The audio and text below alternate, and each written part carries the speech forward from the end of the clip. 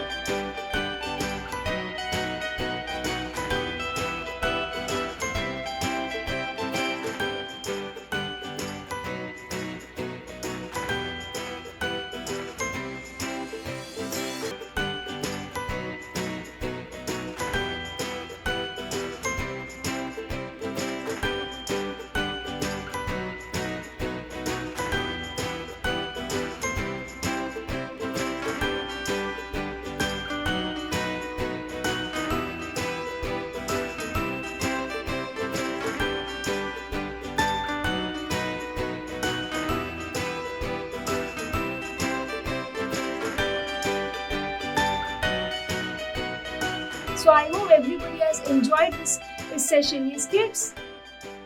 Great. So everybody just try making this very simple and easy envelope, okay kids? And then as you are finishing it, just upload your crafts in the yellow class portal, okay kids?